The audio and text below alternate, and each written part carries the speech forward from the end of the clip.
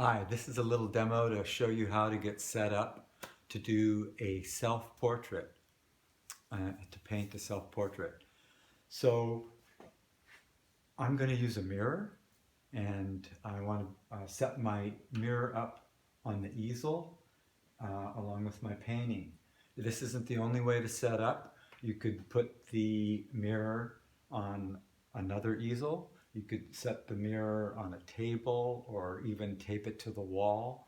And you could work from a desk or an easel. But this is just a setup similar to what we do at school when everybody has an easel. Um, and the mirror I found is a little bit bigger than I normally need, but it'll work fine. I'm going to use duct tape to tape the mirror onto my easel. So I'm going to get a few pieces here ready to go of some duct tape. Usually takes about 3 pieces to tape it up safely.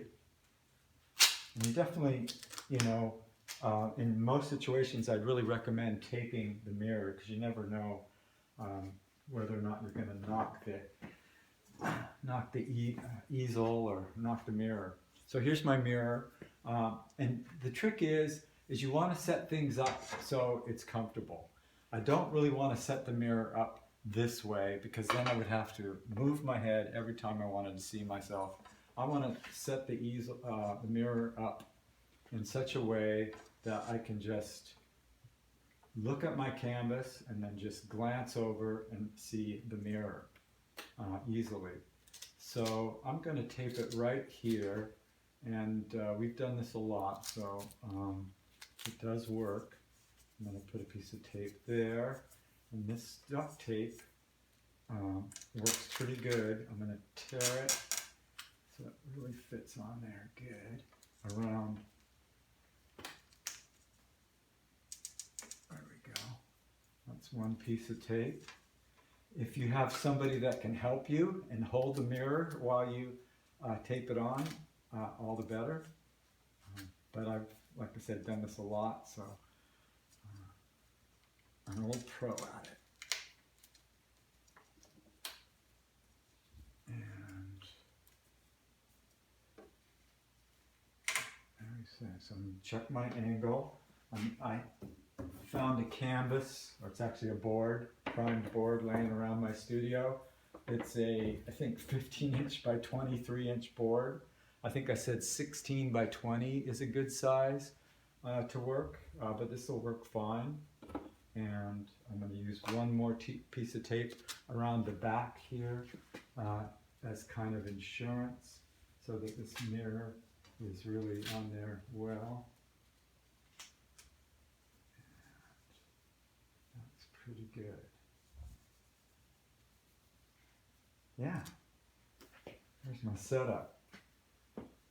Okay, what I like about this setup is, though I think I could have got my height up a little bit more on this, because I like to be pretty much eye level near the center of the canvas. I like that I don't have to hardly move at all, and I could just move my eyes if I want and see myself in the mirror. Pretty comfortable. I mean, you could set up while you're on a stool, however you like. So I'm ready to go here. There's some considerations you make it initially when you're going to do your portrait. Of course, lighting is a consideration. Right now, there's windows on the side of my studio over there, and I like the daylight on this side of my face, and this side has shadow, so there's some real planes and forms that I can see. And now I have to decide whether I want to look at the mirror straight on and do a frontal view, or I could look this direction, like towards my canvas, and just move my eyes over to see myself. And now I have a 3/4 view. And there's advantages and disadvantages, of course, to both views. I could tilt my head back, and I would have a view as if you were looking up towards my face. I could tilt my head down, But what you have to remember is, whatever you do, you want to do it the same way every time you look in the mirror. And so therefore, you need some guidelines. And one guideline would be looking at your ears. If I'm going to go with the 3/4 view, I make note that I can see this ear, but not this ear. And so while I'm painting or drawing myself, and I look back in the mirror, if I can suddenly see both ears, that's a different view. No, I only want to see one ear.